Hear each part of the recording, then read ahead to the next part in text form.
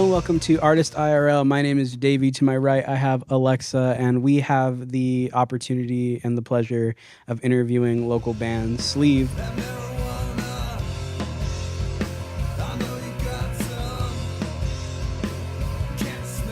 You guys just came in. Well, first off, thank you guys for being here.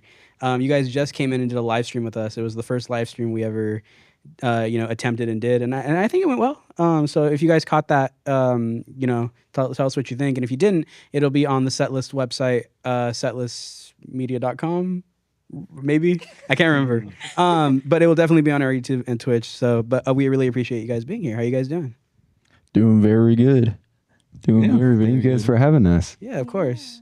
And that was your first time doing a live stream like that for us. We kind of threw you in there. How are you feeling about that? Going okay. I had my little script on my phone, but just kind of going off of vibes mainly. I was sweating just a little bit. So You did awesome. You were a great host. Yeah, thank you so much. But yeah, y'all put a really good performance on out there. Thank you. Thank you. Mm-hmm. I felt so bad because the whole time I'm like giving direction and I forgot I had like the headset on. And so as she's giving you guys questions, I was like saying stuff and I'm like, oh, I realized, I hope I'm not throwing you off. I was like, oops. Honestly, you were just Davey mumbling in my ear the whole time. I couldn't really hear you. Oh, yeah. It was really no. loud. Yeah, no, it was loud. Yeah. She mental notes. Yeah.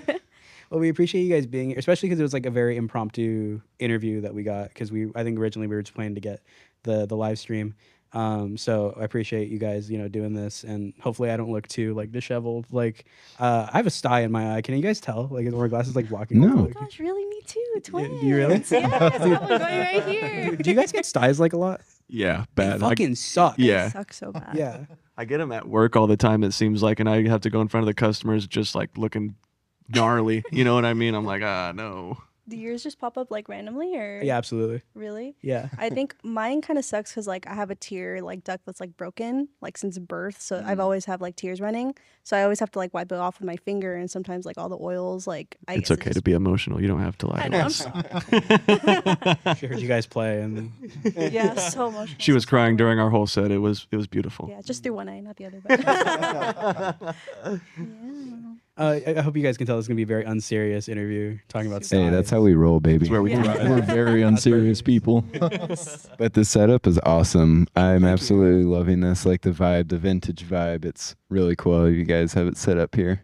Thank you. Yeah, no, this is definitely like, I love the vintage look. I kind of was mentioning it earlier, but like I think the whole vintage idea was mainly because of this CRT, because I found it on eBay for like, I think someone was selling it for like $50, and it was like fairly local, so shipping wasn't like that crazy. And I was like, well, I gotta get it. Had nothing to do with it. I'm like, okay, cool. There's something. This TV started the whole vibe right here. It really This whole did. section. Started For it all. sure. I hope I can get the most out of this TV. Hopefully, and like we can keep doing this for years, and this will still be up and running. I want this to outlast me personally. Yeah. But yeah, just to get into it, you guys released an EP. Can you guys tell us a little bit about that? Yeah, it is 5 songs, right? No, it's 4. Technically, the EP is 4. We had 5 songs that we were originally gonna do, but one of the songs we've never played live. We never really practiced it much. We just kind of, in a way, wrote it in the studio. Kind of did, kind of not, but we just ended up not really vibing with that song yet. So we were just kind of like, we'll do the 4. It's a good enough EP, But yeah, it turned out really good in my opinion. Yeah. It's a lot of fun too, we've been experimenting more with singles and EPs because everybody, you want to do an album generally, but in today's age, I feel like EPs and singles are really capsulating, you can get full attention span for all those songs, and these 4, they're really powerful to us. We've been playing them live for a while and just getting them real ready to record, so it's good to get them out in the world. Yeah, definitely. Like, I think right now when it comes to albums, like you said, like attention spans are kind of lowered. I think TikTok's probably like part of the reason for that. Everything's very like, all media needs to be consumed in less than a minute. Yeah. When it came to like making the EP, was like an intentional decision, like, okay, let's just only do an EP, like let's not make a full album, or let's do more than a single? Like, what was the process curating like all those songs? We definitely went in with the EP mindset. just because we felt like these 4 songs really fit well together. Like Isaiah was saying, the 5th one was one that I think we kind of tried to force out of the project, and it kind of stood out in that way. You know, it just didn't belong, so we stuck with the 4, and we just wanted to keep it simple, you know, and accessible for people. So yeah, we're pretty stoked how it came out, and gives us more time to start working on the new stuff too, you know, because albums can take a while sometimes. So Yeah, definitely. Yeah, you know, I was giving it a listen. I listened to it a few times, and it felt like a very cohesive project. Like 4 songs, it still managed to feel very tight, and like all the songs really fit well together. And you know, I really enjoyed the project. sweet, thank you. And I know Alexa's been talking about it too. I think before we like decided we were gonna get this interview, I know Alexa, you were already, you know, really like raving about this project. Yeah. You know, for Get good the reason. research done. Yeah, Yeah. sure. I feel like, well, I've seen you guys play for like years at this point. It feels like forever, but OG fan for real. yes, for real. No, like every time I watch you guys are very like tight. Like you guys know what to play. You guys are very like very cohesive, and it can really show that in your EP too. Thank you so So, much. I yeah. appreciate that. Yeah, of course. I know I asked you like during the show too, like your songwriting process for the EP, but I know you guys like all have different talents. So how do you guys happen to like mesh together, like with building a project like that? It normally comes together pretty natural, but as far as like my part, I always try and bring just like a basic progression, kind of a rhythm, just something to start with. And the guys are really good about writing their parts. Isaiah can basically play to anything you play him on, guitar or bass. So he jumps right in, and then Thomas starts firing away ideas. And but yeah, it normally just starts with a progression, sometimes a drum beat, but that's the best way to go about songs, is just kind of let them happen and play the ones that feel right, and just try not to force too many out and take what you got. When you guys were putting together the EP, I know we mentioned like the 5th song that didn't quite make the cut. Were there any other like ideas that you guys were putting together that when it came down to it, you're like, this just doesn't fit like the project, or did all 4 of them kind of just happen? To be honest with you, we probably have like 200 files in his notes on his phone of just random little That's clips true. and segments of like songs or just riffs. And typically we will play a song or a group of songs live to see how they work together live, see what fits, what doesn't fit, what brings a certain vibe. And I appreciate you guys for noticing it, but we tried to bring all those songs that were the most cohesive, like you said, you know, to that EP. So it was just be like, you could listen to it forward to back and get all the sleeve like experience essentially, you know. It's all of our sounds in 4 quick songs, you know, so you can kind of get the whole thing right like that. Yeah, like that really, it really works. You know, I have like a filmmaking background, and a lot of the times when we're learning filmmaking, we talk about like log lines, which is like pitching our films in like a sentence or two. And I feel like, you know, the EP works really well in the same way, where at least from like a fan perspective of like, if I'm recommending you guys and it's like, oh dude, I got like the perfect project, you're gonna get like a nice like idea of like what these guys can do, and Straight to the point. straight to the point. And I think it works really well. Like I already know, because I was like texting my girlfriend before we like started filming, so I'm gonna go to her and be like, oh yeah, it was tight, like here, check these guys out. And like that EP really fits in like that kind of you know, it's really a nice project to really introduce you guys. Was that like a kind of intentional, or is it kind of just like, oh, it really worked out just to be that way? Yeah. Yeah, I don't really think that we went into those songs or the EP with any intentions. We definitely didn't write the songs like together to be on this EP. We just kind of wrote them over time, and we've been playing them, and we just realized that they fit really well together. And sometimes just going into a project like that with no intention sometimes works out the best and just kind of happens. Yeah, definitely. How old is the oldest track on the EP? Like how long have you guys had it? That's a good question. I think Marijuana we had for a solid year before we even talked about the EP, because we wrote Marijuana pretty much right after we released the first album that's not even available on Spotify anymore. Yeah. We've been working on it for a while, to be honest, at least the music part of it, you know what I mean?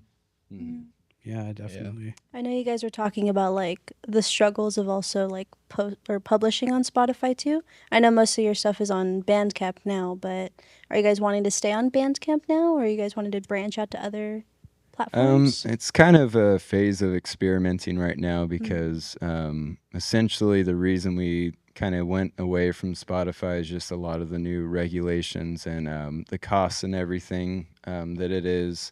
And as an independent artist, you know, we just wanted to use a platform that supports independent artists as well. Spotify wasn't really giving us that feeling, so Bandcamp is kind of allowing us to have more freedom and independence in that sense. So we're trying out Bandcamp and we're going to see how it goes. I know it's been a little bit different for some people streaming it, you know, because it's not as popular of an app. But depending how it goes, we may eventually go back to Spotify. Maybe not, but we're also trying to go back to CDs too. So we will have CDs for sale soon. Catch our next show. We're playing a bunch next month around Fresno and anywhere else. And we can put those dates on screen right now for you guys. Definitely. That'd be sweet. Yeah. We'll get those from you later. But no, I fuck with Bandcamp so heavy. Like I think I find like my favorite bands off of Bandcamp. Like that just feels like the nice place to do it. I actually found Modern Baseball on Bandcamp back when they were like very early on. That's really cool. So that was super tight. But yeah, no, Bandcamp's definitely a good place to do it. Yeah, and it's all free too, you know, for the artist and the listener. Obviously, Spotify, you know, as a listener, it's really good because you can find a plethora of music that you love. But even that, you know, you have to pay for a subscription, let alone the artist. You know, there's all kinds of fees and things that you have to essentially sign your music off to that you don't have control of. So Bandcamp being free and just unlimited uploads, it's kind of the best thing, I mean, to us right now. So Yeah, I know you can sell like merch on Bandcamp too, so like all those funds kind of go towards you guys too. So I think it's very helpful and like supportive of like independent music. So 100%. I love Bandcamp too. Yeah. I guess what I also want to know is, you know, we talked about like supporting, you know, how fans can support you. I guess I want to know for you guys, you know, last episode we did of Artist IRL, I like to ask like, what's your like Mount Rushmore of like, of artists, which I don't know if I really like that comparison anymore, given, you know, history. But I guess I want to know like, who inspired like you guys? Like what is, when we listen to Sleeve, like who else can we hear like from that trickle down into your guys' work? It's quite a few. For me personally, I think this is definitely a different style than I'm used to playing and or listening to. You know, it's kind of like a punk grungy style. I'm definitely more of a heavy metal dude, and that might be obvious when you see me like headbanging, you know, when these dudes are kind of like rocking out. I'm doing the classic headbang, you know, on stage, you know. But I would say my biggest influence is probably a band like Tool, you know, heavy bass, you know. I obviously that's easy for me to say as a bass player, but Yeah. even stuff like, you know, we were listening to some Cannibal Corpse on the way here, and I think I freaked Cold out a little bit, but but that's my inspiration, and I take a little bit of that into the playing of the music, you know, kind of meld that into the punky, grungy style a little bit, and I feel like it helps with the speed, you know, that playing this is very new to me, so like my fingers couldn't keep up with the music, you know. Yeah. But I've gotten better at that, so. For me, kind of same as him. I'm very much a heavy metal guy. I grew up listening to a lot of like 80s hair metal through like from my dad and stuff. And then as I kind of learned to listen to what I like to listen to, it kind of morphed more into like the metalcore, like Avenged Sevenfold, Slipknot, stuff like that. And that stuff like that really helped me learn how to kind of do double bass pedals too, which is kind of a big part of how I sound, you know what I mean? Yeah. I would say for me, at least for Sleeve, this project, some of the biggest like inspirations for me are like people I look up to, or just a lot of the other local bands, you know, because just supporting local bands and feeling that energy of like a small intimate show like that just kind of made me want to start a band that was like heavy and had that energy. And obviously the style ranges back to a lot of like 90s grunge, punk, heavy stuff like that, but It was really just a matter of wanting to kind of find a way to fit into the scene and bring an energy that was fun, seeing live. But yeah, I would give a shout out to all the local boys, the Blend, Disorderly, Inspite, all those guys. And if we're talking bigger bands, I would say Melvins, Butthole Surfers, Sonic Youth, all those guys. That's fire. I could talk on that for more, but I'll just leave out the short version. Oh yeah, no, I'm the same way. You get me started on something I like, and I'm just like, I'm going. Yeah, I think I don't know. Y'all play like Kingdom Hearts or anything? Oh, Yeah. don't even, dude. Don't get this guy. So I actually just got a friend. Okay, I'm gonna take this. Sorry, Ben. No. Okay, yeah. Hold up. Me and him listened to, I think it's called Tension Rising from Kingdom Hearts 2. It's Yeah. the song that when you fight the first big nobody. Yep. Oh my God, dude. It just hits so good.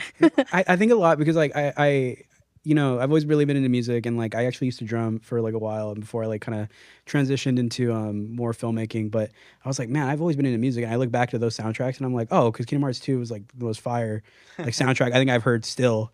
I actually have a friend who I just got into Kingdom Hearts, and he like just finished the first game, and like as he's playing it, I realized I'm like, oh, that's like he has to like get to the next one because like those secret bosses in Kingdom Hearts 1 suck balls. Like those are so bad. They're really bad. What I was laughing about the other day, he was at my house, Isaiah here, and we got into a debate about the lore of Kingdom Hearts and how convoluted it is, because by the time you're at the third Kingdom Hearts, there's been so much stuff that's just happened and so many people that have died and come back and magic stuff. It's like, I can't follow this after the first game's already convoluted, and then it just gets crazier and crazier. Yeah. But that's what I love about it, It's just it's crazy off the wall, but it's great storytelling, Yeah, no, it's like I think when you play all of them like back to back, I think it's like pretty fire. Anyone who said it's confusing, it's like, yeah, the game has been going on for like 20 years. It's like it's confusing if you're playing them when they come out. Well, and what's cool is I started playing the first Kingdom Hearts when I was a kid, on the PlayStation 2, and then you kind of grow up with it. And now Kingdom Hearts 3 being released, of course, a few years ago now. Yeah. But that was cool as an adult, being able to go back to, re-experience that childhood a little bit, that nostalgia, if you will, Yeah. For sure. I remember playing the first and second one like over and over again as a kid, and then I finally recently played 1.5 for the first one. I haven't started the second one yet, but it's just so crazy because like a lot of people grew up with 1.5, and like that's how they, I guess, associate Kingdom Hearts with. But that was my first time playing it, and it was crazy. So good too. I actually But- didn't know you haven't played 2.5. Like that's Not that's yet, no. the definitive version. Like I think Vanilla 2 is Yeah. just He's kind playing of 2.5 okay. right now, yeah. I'm playing Dream Drop Distance right now. Fire. What do you think about that game? Honestly, I like it a lot. It took me a while to come around to because the whole Dream Meter thing and having your own and stuff like It's that. like Pokemon, but for Square Enix. Yeah, it's literally Square Enix Pokemon. But once I kind of learned the mechanics of it, I think it's a fire ass game, and I like going back and forth between Sora and Riku during the gameplay. I think it just makes it that much better.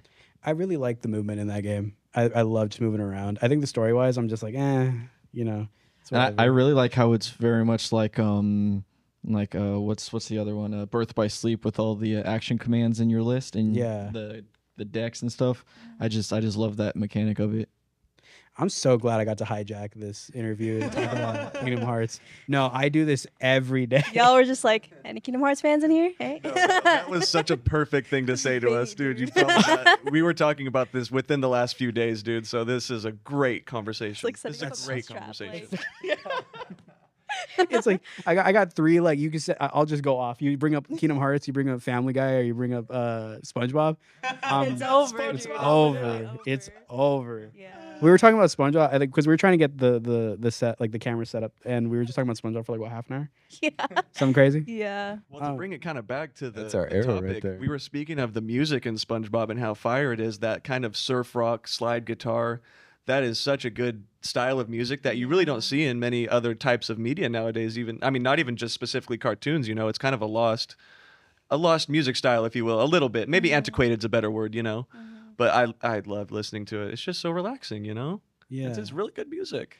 No, I really love it. I think like there's kind of this stigma about like video game soundtracks and like movie soundtracks and anime soundtracks where like people are like, if that's all you listen to, which I think you can say about anything, if you only listen to one thing, and like, if you're more closed-minded to everything else, that can be kind of hard to like gauge like a good opinion. But there are some soundtracks that I think are like just way too good than that they needed to be. Are you guys like anime heads, or you kind of A little bit here so- and there. I dibble dabble. I should I know dabble some dabble. stuff. I Yeah. know some stuff. So I think Naruto's soundtrack is like way better than it needed to be ever. Like it's just such like a good soundtrack that it just like I think in some ways it's just better than like what the show is. You know what soundtrack surprised me was the Attack on Titan soundtrack. That soundtrack's fire. That is, and to bring this back to video games again, it sounds like the Kingdom Hearts soundtrack. You know, it's got that Dark Souls kind of epic medieval Yeah. evil feel. You know, it's just, and I think that someone saying that they listen to video game music or that being stigmatized, you know, a lot of production value goes into some of these, you know, video games and medias that it's like it's full bands, it's full orchestras, you know, maybe 50, 100 people sometimes, you know. Yeah. Like, have you listened to the Skyrim soundtrack and tell me that's not some of the best music you've ever heard in your life? You know what I mean? Yeah, no, it's so good. It What is so about the Halo background music? That's huge, and that's just video game music to some people, and they'll never experience the greatness of that. So, I mean, hey, they're lost, you know. No, Yeah. going back to Attack on Titan, like that's one of the main shows where I don't skip the intro, you know? Yeah. Like I have Yes. to watch the full thing through. Like even like throughout the seasons, because I think they have like different Yeah, like they intros, changed them out right? the last. I think it was like the last season, but they had this really cool like metal scream intro. Yes, Oh my that god, one. me and my wife, like when because we were sitting there for the releases and everything, right? So we're sitting there watching it together, and we watched the intro, and when it dropped, we were like, we're both metalheads, so that was like peak experience, you know, because it's already such a good show, and then just good music Mhm. ties the whole thing together. Yeah, I agree. I love when I just can like find a soundtrack that really like hits me in like the right spot. Like there's this one anime and like it's pretty good, but like you know you have to really like be into sports.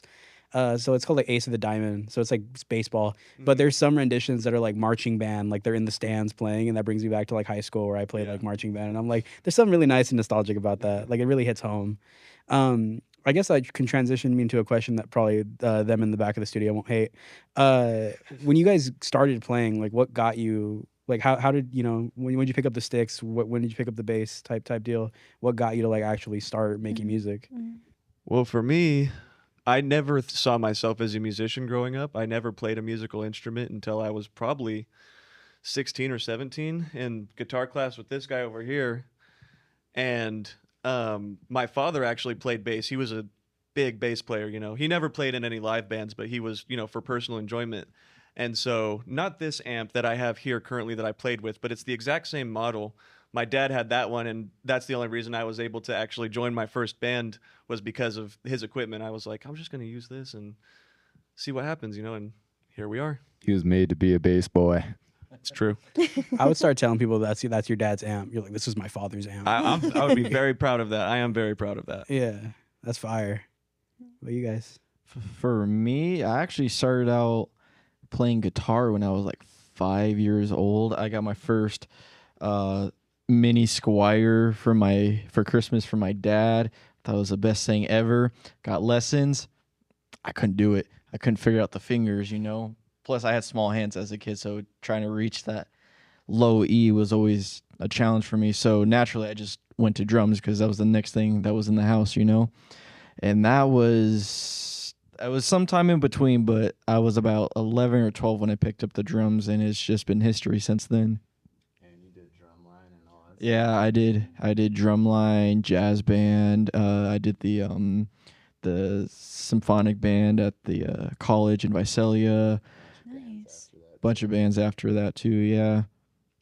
That's fine. Yeah. You know what's so funny? I've never like met a drummer, and like me included, that like started with drums. It was always something else, and then it's like you just made it. Like I did clarinet, and I hated it, and I was like, I'm gonna do drums. Drums are cool, objectively.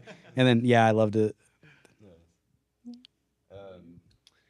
Me, I didn't start playing instruments till I was 16. My buddy Ethan Posh taught me how to play guitar a long time ago, and that just kind of started it all. I started playing a little bit of drums after that, and just enjoyed songwriting always, so just kind of felt like a natural thing and dove into it head deep, and here we are. So it's been, over 10 years now. It's crazy. Time flies. What was the process of like, because you all had like, you know, your different journeys with music. When it came to make your first song together, how did that go? Like, did you find that it just flowed really well the first time, or was there like kind of some hurdles you guys had to get through to get to like the point where you could make a cohesive project? What was our first song? I- Sleeves. Well, technically our first song is Chair. Yeah. Oh yeah. That was kind of the first one we like completely put together from start to finish. That was a song that like basically showed us like, yeah, this is worth doing. Like this is gonna be awesome. Yeah. And like we just let it rip from there. Like that was just showing us that we had potential. You know, we put together something and it just worked out.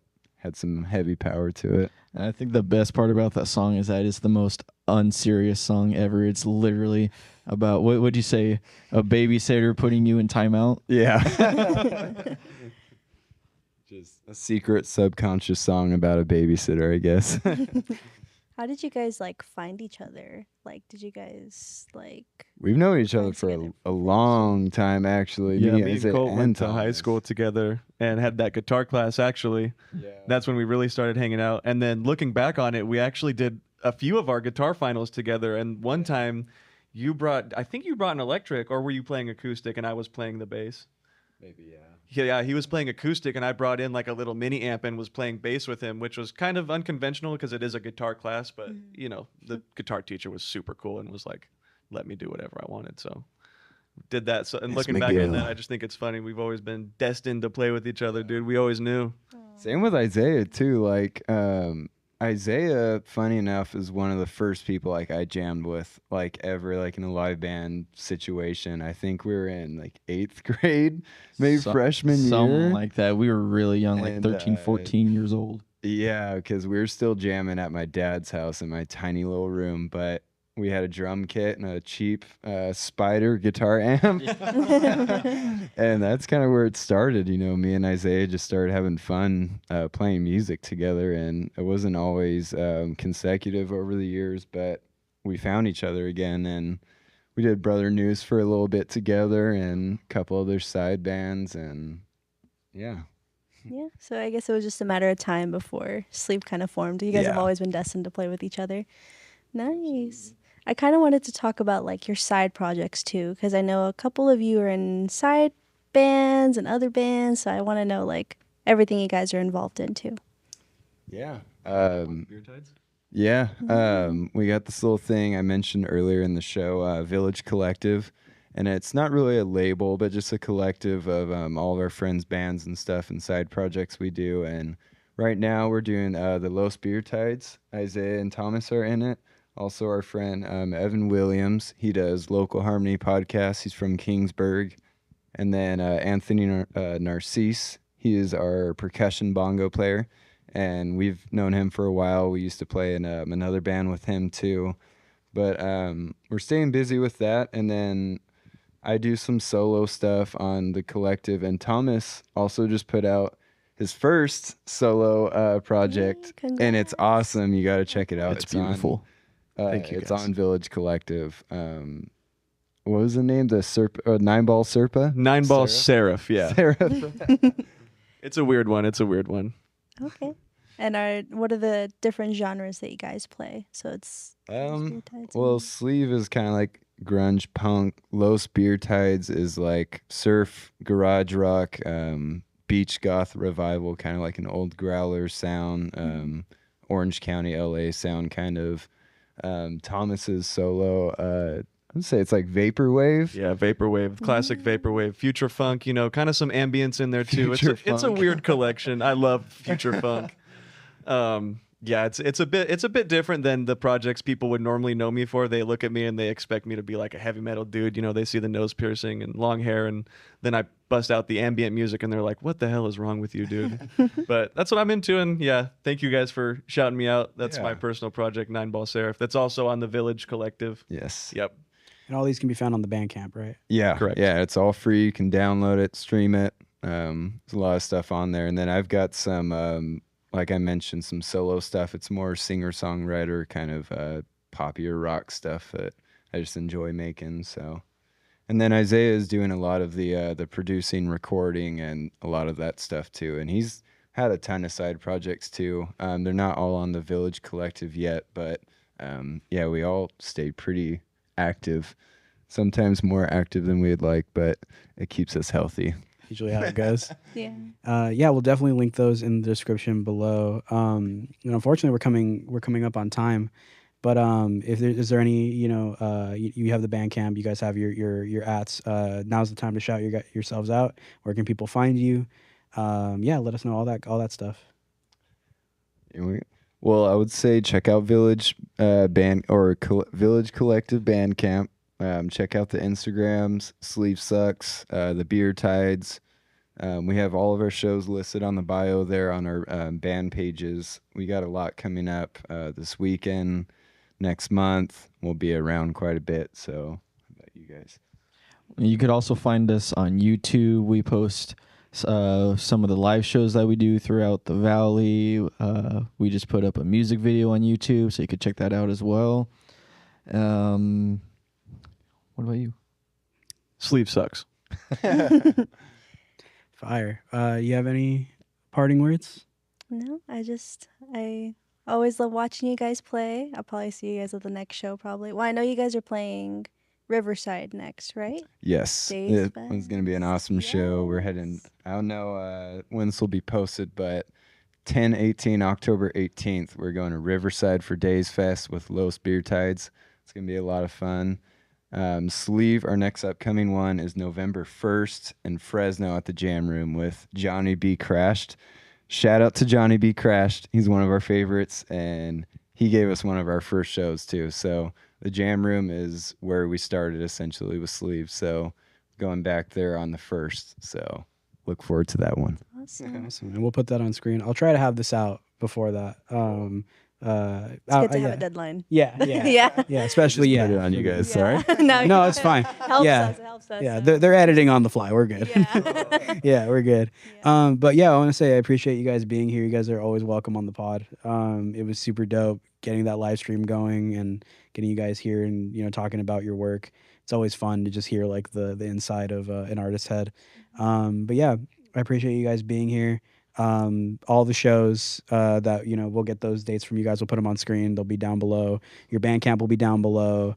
Go support if you're watching. Go support on Bandcamp. Show them some love. Sleeve sucks. But yeah, again, thank you guys so much. If you like what you saw today and you want to see more, go ahead and subscribe to the YouTube channel.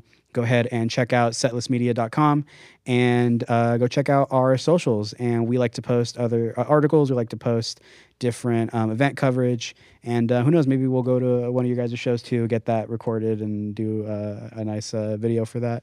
I might put that on you. Yeah, because you're I'll be going. there. She's already going to be there, so that's no big issue. And everything, I will be there. Yeah.